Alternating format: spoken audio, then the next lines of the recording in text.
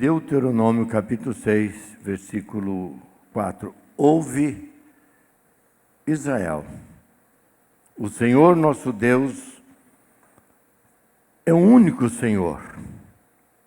Amarás, pois, o Senhor teu Deus de todo o teu coração, de toda a tua alma, de toda a tua força. Versículo 6. Estas palavras que hoje te ordeno entrarão no teu coração. Tu as inculcarás a teus filhos e delas falarás assentado em tua casa, andando pelo caminho, e ao deitar-te e ao levantar-te.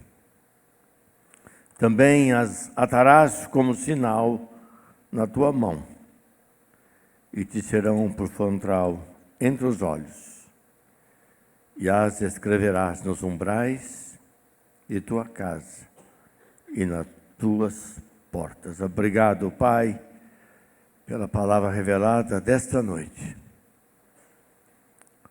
E pedimos-te que tu, Espírito Santo, venha ministrar o nosso coração, de maneira muito especial. Nessa noite maravilhosa, nessa noite que damos graças à vida de cada pai aqui presente, os nossos irmãos, pais, aqueles que estiveram nos mais diferentes cultos aqui como nos polos. Muito obrigado, Pai. Que tu continues ministrando o nosso coração, levantando aqui uma geração de homens, pais, profundamente comprometidos com Jesus e a sua palavra e a sua igreja. Que sejamos uma voz profética nessa cidade e nessa nação. Que as palavras dos meus lábios, meditar do meu coração, sejam agradáveis na tua palavra. Deus meu, rocha minha, Redentor meu. Amém. Hoje à noite quero falar sobre a palavra entre a porta e o coração. Hoje é o segundo domingo desta série de pregações que os irmãos vão participar através dos pastores, estarão pregando, lembrando verdades que são essenciais, profundas, importantes na nossa vida. Nós somos alimentados, irmãos, não é pela religião. Nós somos alimentados pela palavra, a palavra de Deus pregada, anunciada no poder do Espírito Santo. Quem nisso, diga amém. É isso que nós queremos e fazemos aqui. Então, essa série é continuidade, é tinta, pó e glória. Quer dizer, da poeira do tempo, a palavra viva, que é a palavra de Deus. Então, você que esteve no domingo passado, você que está aqui hoje, em todos os cultos da Igreja Central, você vai participar desta série. E hoje à noite vamos ver que Deus quer falar conosco sobre, hoje à noite, sobre esse tema, a palavra de Deus entre a porta e o coração. Dia especial, muito especial. Eu não tenho pai mais, mas hoje lembrei bastante do meu pai. Lembrei porque meu pai investiu muito na minha vida. E na vida de todos nós, somos 5 irmãos. Meu pai foi um homem cristão. Nascemos na igreja, permanecemos na igreja. Eu pertencia ao departamento infantil. Eu já fui rei mago, eu já fui Davi, já fui ladrão na cruz, já fui tudo que você possa imaginar. Passei pela fase dos adolescentes. Eu era presidente da mocidade. Tudo que existe no sistema da igreja presbiteriana, porque cresci dentro dessa igreja. Nasci, quando era jovem, tive uma experiência profunda com Deus. Meu pai queria que eu fosse engenheiro agrônomo, porque meu pai tinha terras, gostava, plantava soja, tinha café, plantava algodão, e ele queria um filho engenheiro agrônomo. E até, irmãos, na verdade, eu entrei nessa área Comecei por aí, mas Deus deu uma guinada na minha vida. Eu fui para o ministério, fui para Campinas, onde me formei e sou pastor desde 1975. Hoje lembrei do meu pai. Lembrei do meu pai lendo a Bíblia, lembrei do meu pai reunindo os filhos para a oração, lembrei do meu pai lotando a caminhonete dele, dos funcionários dele, o pessoal que morava na fazenda dele, levando todo mundo para a igreja. Lembrei do meu pai fazendo os cultos no terreirão, onde secava o café. Muitas memórias. Lembrei do meu pai, um homem de Deus, fiel dizimista. Na época que eu era criança, naquela época a igreja, o tesoureiro colocava, não tinha nada, era tudo aberto lá na frente, tinha um paravento, então colocava lá de fora do paravento o nome dos membros e quanto que foi o dízimo de cada um. Era assim a tradição no passado. Então você chegava na igreja, a primeira coisa, você olhava a lista dos dizimistas e quanto cada um dava. Minha maior alegria é ver que, no nome do meu pai era o que mais doava para a igreja. Foi a história inteira assim. A igreja do passado e do interior tem a casa pastoral e um carro. O pastor muda para a cidade, vai morar na casa pastoral. O carro fica velho, na época era Fusca. Começou com um jipinho lá atrás. Lembra daqueles Jeep 51, 52? Depois foi melhorando. Eu lembro que o último pastor já tinha Fusca. Hoje deve ter um avião, não sei, porque tudo mudou. E eu lembro que nas campanhas da igreja para reformar a casa pastoral, meu pai era o primeiro presbítero que falava, eu dou a metade. Vamos mudar o carro do pastor. Meu pai dava lá uma grande porção. Um homem liberal para as coisas de Deus. Um homem que investiu nos filhos. Quando ele precisava da gente, meu irmão mais velho saiu, foi estudar em São Paulo, é médico. Eu, quando cheguei nessa fase, me mandou para o Rio de Janeiro, porque a cidade do interior do Paraná não tinha uma boa escola de ensino médio, na época era o colegial, era o científico. Os que ficavam lá tinham um curso que a Wanda fazia, porque a Wanda era da mesma cidade, fez escola normal. Mas os homens queriam estudar mais, tinham que sair. E assim todos foram saindo. E meu pai disse, vocês vão estudar. Então hoje lembrei muito do meu pai. E seus filhos aqui certamente vão lembrar de vocês. O pai que cuida dos filhos, pai que se torna um incentivador dos filhos, o pai que ora com os filhos e pelos filhos, ele deixa marcas extraordinárias, profundas na vida dos seus filhos. Eu quero dizer a você, pai, que está aqui hoje à noite, se você não tem feito isso, faça. Seu filho nunca vai esquecer de você. Vem a memória. Certamente todos nós aqui temos alguma memória.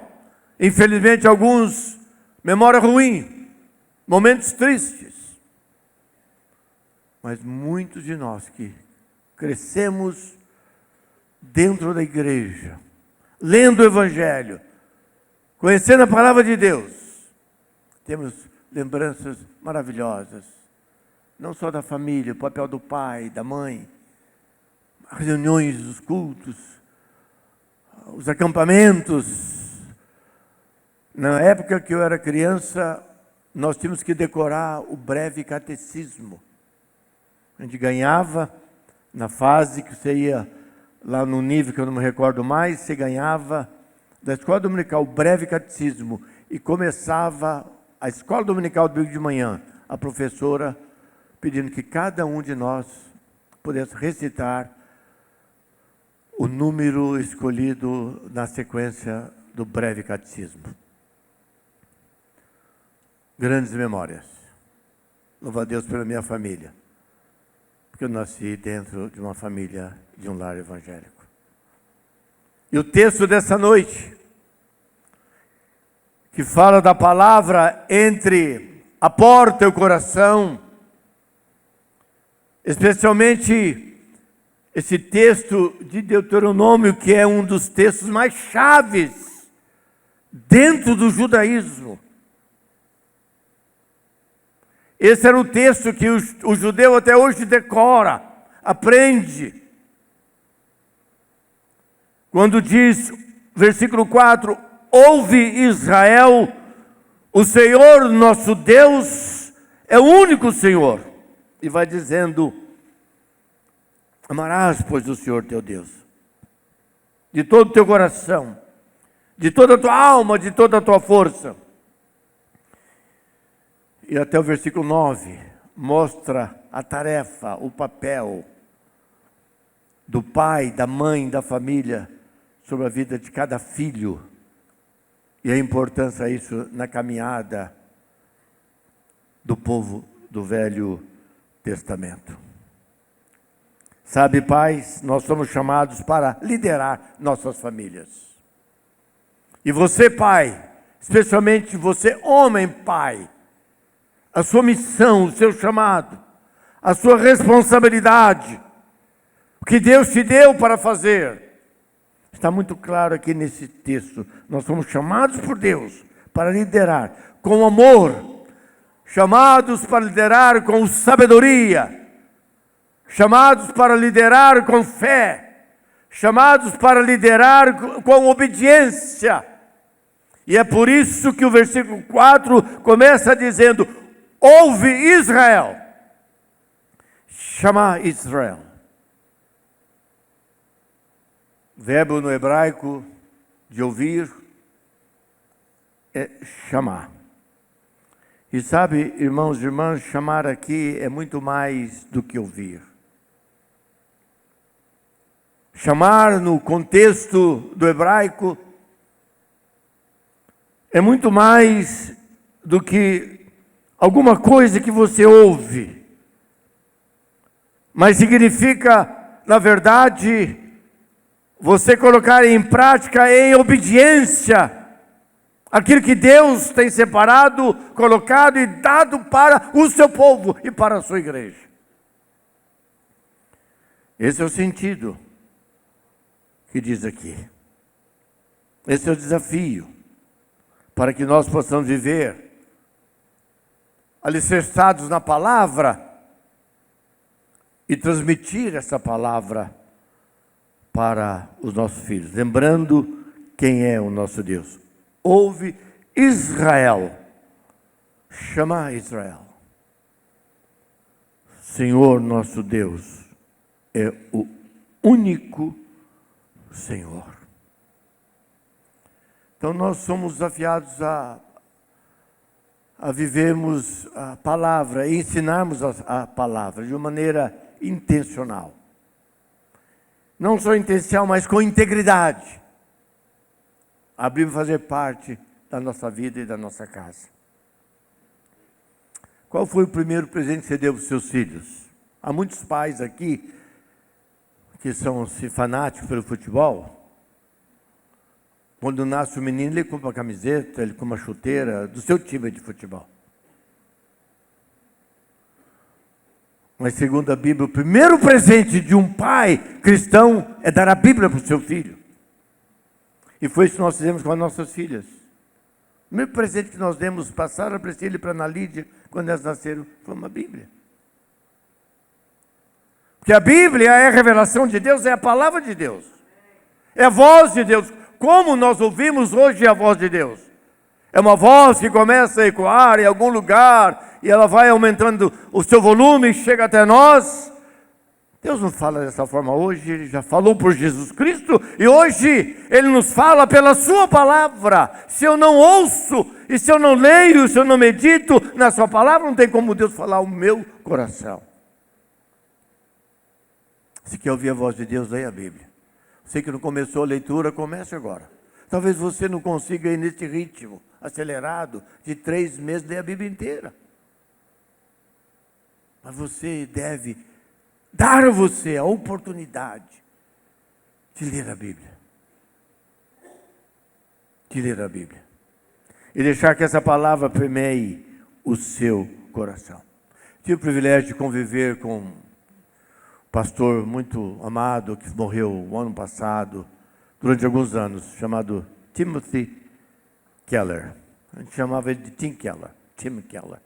Muito lido aqui por nós, pela relevância dos seus ensinos, suas pregações, porque ele pregava o Evangelho. Ele foi para uma cidade totalmente secularizada, Nova York. Nos Estados Unidos, nunca existiu uma cidade mais secularizada do que Nova York. As igrejas fechando, templos lindos, vazios, os velhos morreram porque os pais perderam os seus filhos. Porque a igreja deixou de pregar, ler a Bíblia. O pastor vinha, nem Bíblia trazia. E o pior perigo é quando o pastor tem a Bíblia para enfeitar o púlpito, mas ele não prega a Bíblia. Ele prega outra coisa. E o que muda, irmãos, o coração do ser humano é a palavra de Deus. É a Bíblia. Prega a Bíblia, vai dar certo. Ensina a Bíblia, vai mudar o coração. Leia a Bíblia, você será impactado. É a Bíblia. E Tim Keller, ele diz que a fé cristã não se transmite por herança genética. A vida cristã não se transmite por herança genética, mas pelo discipulado intencional do pai ou pais para com os seus filhos. E é isso que esse texto nos ensina, começando, meus irmãos, aqui com a primeira verdade, que temos que ouvir e amar. Ouvir e amar são os alicerces da nossa fé. Versículos 4 e 5. A essência do texto lido nesta noite significa amor e obediência. O que Deus esperava do povo de Israel quando deu essa palavra a Moisés, e Moisés escreve, é chamando o povo a amar a Deus e obedecer a Deus. E à medida que vamos lendo aí o Pentateuco, vamos entender isso. E essa verdade se estende até o final da Bíblia. Ser fiel, encerra a Bíblia. Lá em Apocalipse, ser fiel até a morte. Ser fiel a quem? A Jesus. Ser fiel a quê? A palavra de Deus. Ser fiel até a morte. E dar-te-ei a coroa da vida eterna. Então, meus irmãos, amor e obediência. Ouvir, chamar. É mais, como eu disse, é mais do que escutar. É obedecer com o coração. O que a palavra de Deus diz, que ela nos ensina. Pai, o pai que ouve a Deus e implementa na sua vida o ensino da palavra de Deus, os seus filhos vão ouvi-lo. E ele vai ter uma autoridade, não só de pai, mas uma autoridade espiritual na vida do seu filho e da sua filha e dentro da sua própria casa.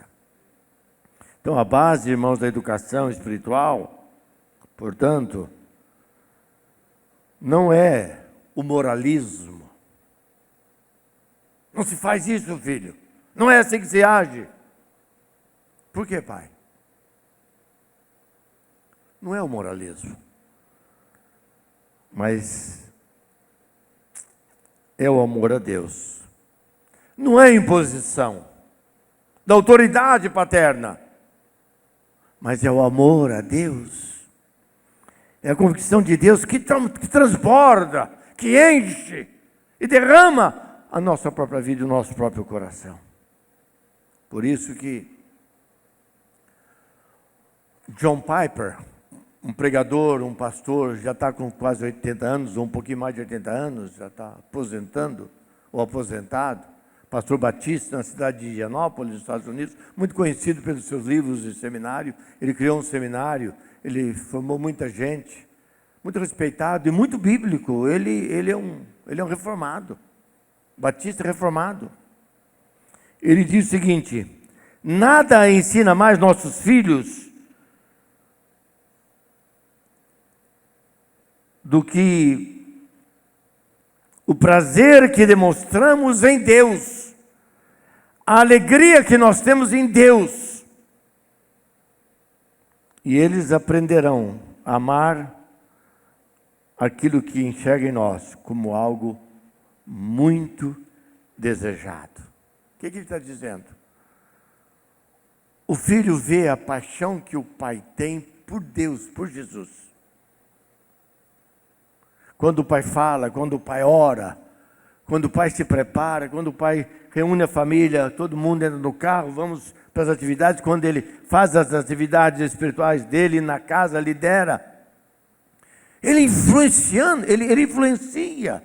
O filho passa a perceber: meu pai ama tanto a Deus, a vida cristã é tão importante na vida do meu pai, eu quero também o que meu pai tem.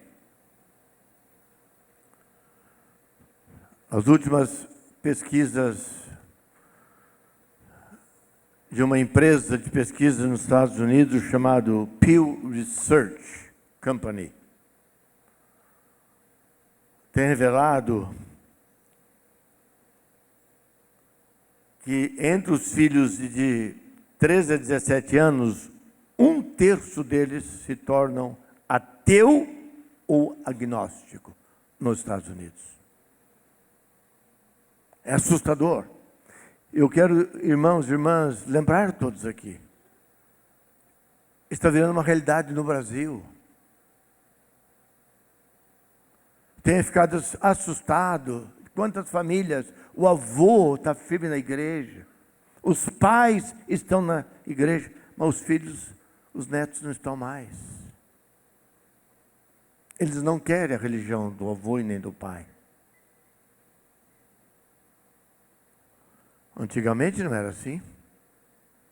Família toda ia para a igreja. Todos eram líderes da igreja. Os filhos cresciam, se engajavam,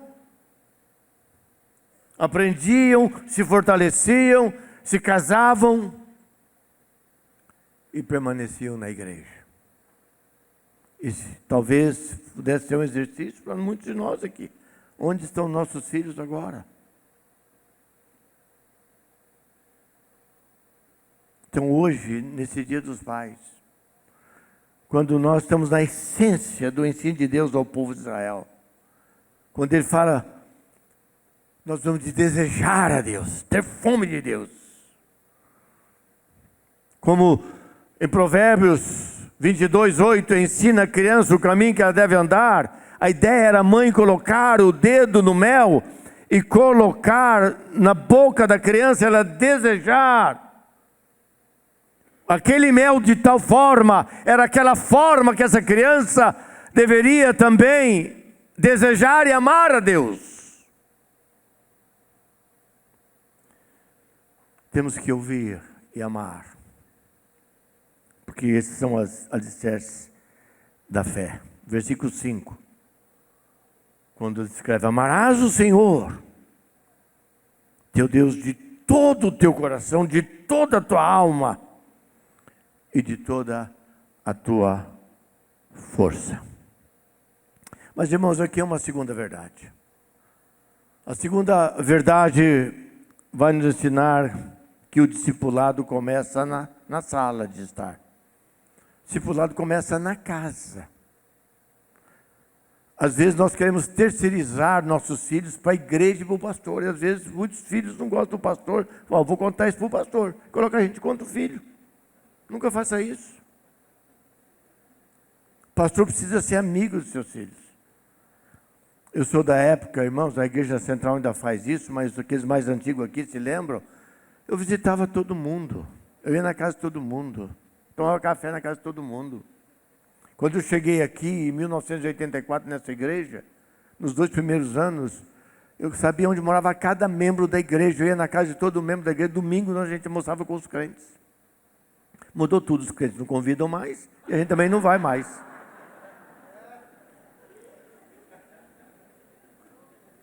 A dona Juvir, que é uma irmã muito querida, deve estar ouvindo esse culto agora pela internet. 95 anos. Ela terceirizou a gente para almoçar domingo na casa dela. Era a Wanda e eu, as duas meninas. Não tínhamos ninguém aqui.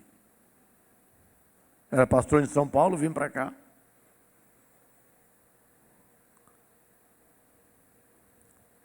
Então, eu sempre tentei me aproximar, fazer brincadeira com as crianças. As crianças têm que amar o pastor, gostar do pastor, para ter vínculo com ele. Quando ele chega, ele vem e dá abraço no pastor, e não foge do pastor. Porque mais tarde ele vai ser um líder na igreja.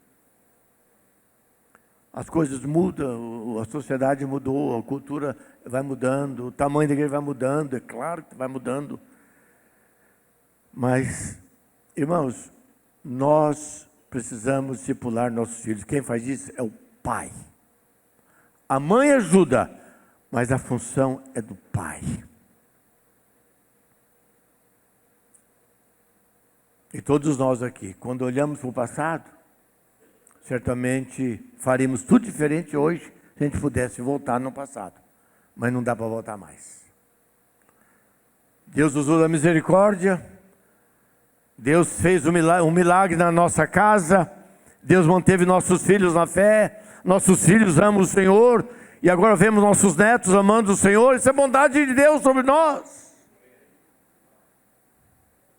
Porque o texto é este, irmãos. Versículos 6 e 7. Estas palavras que hoje te ordeno estarão no teu coração. É para ficar no coração. A palavra de Deus não é para ficar numa estante, mas no coração.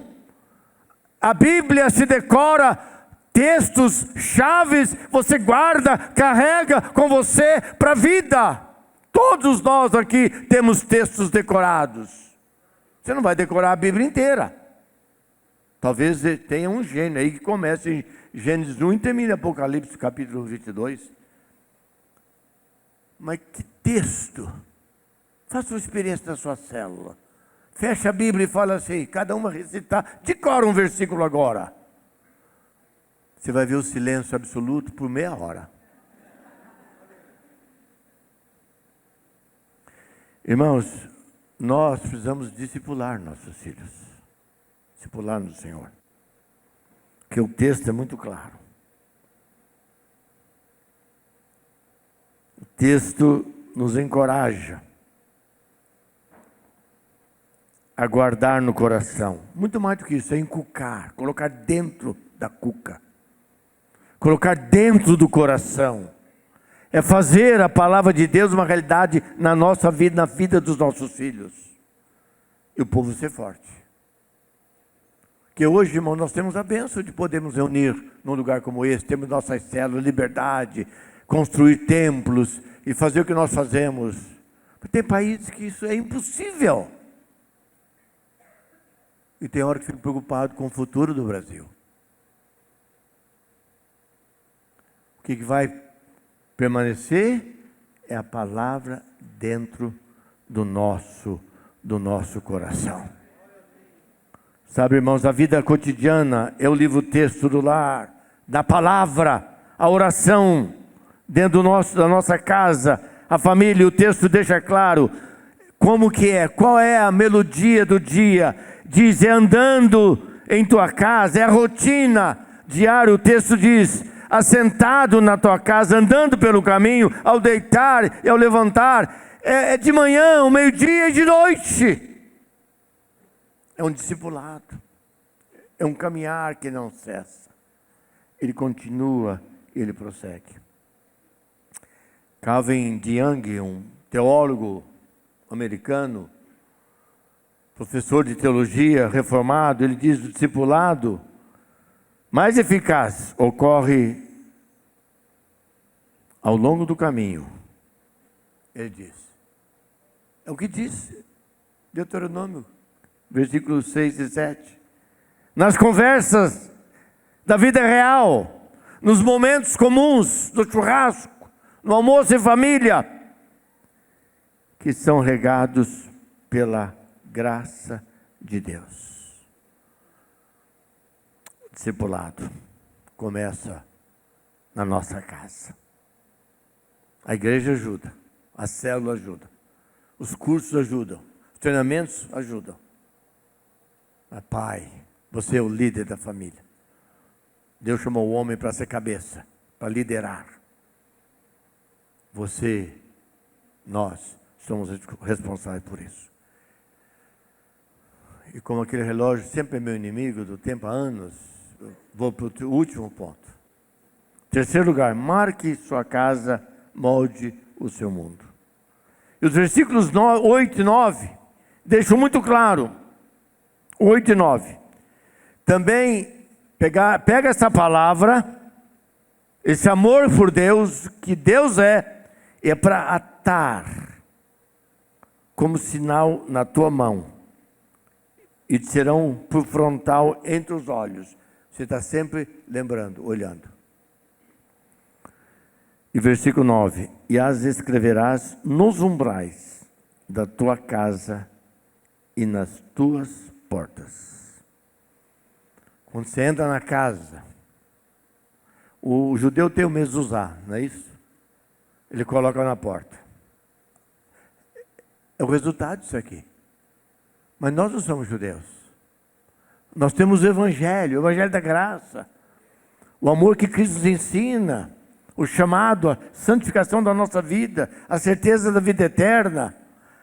A importância de nos afastarmos das coisas do mundo, nos aproximarmos das coisas do Pai, que se chama santificação na nossa vida. A certeza de que nunca estamos sozinhos, o Senhor é conosco, é trazer isso para, na verdade, a nossa casa, uma casa marcada pelo poder do Evangelho, que os pais iniciaram e caminha e continua existindo pela presença dos filhos.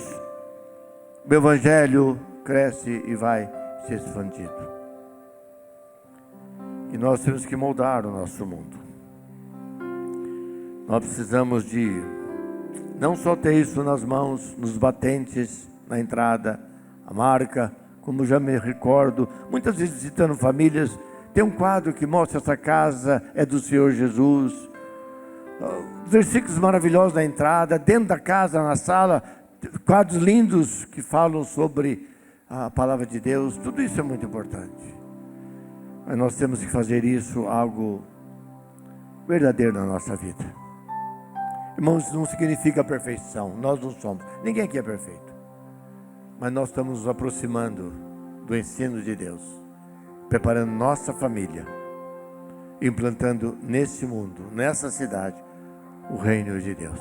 A igreja da criança será um instrumento para trazer o shalom de Deus nessa cidade. Cuidar de mais crianças, crianças que não são daqui, que serão mudadas. Esses dias, irmãos, eu encontrei uma criança do meu próprio pequenino, anos atrás era uma criança, hoje é uma senhora. Ela falou: o senhor se lembra de mim? Não tem jeito, né? Eu tento imaginar, mas da igreja? Não, eu sou do MEPROV. Ah, que bom, você passou pelo MEPROV. Dos 7 aos 12 anos, fico lá. O MEPROV mudou a minha vida. Eu saí do MEPROV, aprendi muita coisa no MEPROV. Eu fui estudar. Hoje sou casada, tenho filhos. Isso é o Evangelho. Isso é, irmãos, marcar, transformar, moldar a nossa história. O MEPROV é sustentada pela igreja. Há anos desde que nós fundamos o MEPROV, há muitos anos atrás. Mais de 20 anos cuidando de crianças. O Evangelho tem que estar lá. Para todos os nossos coordenadores, eu sempre insisti com eles: olha, aqui nós cuidamos de crianças. O município participa também. Mas lembre-se, isso aqui é uma extensão do reino de Deus. Que nós temos que falar de Jesus para essas crianças. Orar por essas crianças, treiná-las para a vida. Então nós temos que marcar nossa casa, meus irmãos, com a presença de Deus. E moldar o nosso mundo com essa visão maravilhosa. Deus nos mandou a este mundo para sermos instrumentos de transformação deste mundo. Não para que nos ajustássemos a este mundo, mas fôssemos bênção neste mundo. Quero encerrando, lembrando uma expressão de um teólogo presbiteriano reformado chamado R.C. Sproul, professor dos nossos seminários nos Estados Unidos, o Reformed Theological Seminary, que prepara os pastores presbiterianos nos Estados Unidos, é um dos seminários. E ele diz o seguinte: se a palavra de Deus não estiver presente na rotina da casa, do dia a dia da nossa casa, será esquecida na confusão do mundo. E é uma grande verdade, que o mundo está dominado por tantas forças antagônicas, que só vai nos sustentar a nossa casa, a nossa família, é essa convicção do Evangelho no nosso coração. Irmãos, nós precisamos ser guardiões da mensagem redentora de Jesus. E quero encerrar com essa expressão que está aí, para todos lerem, de Charles Spurgeon. Que haja tanto da Bíblia em nossa casa, que mesmo o visitante mais distraído, passando lá por nós, pela nossa casa, nossa convivência, saiba que Deus é honrado ali.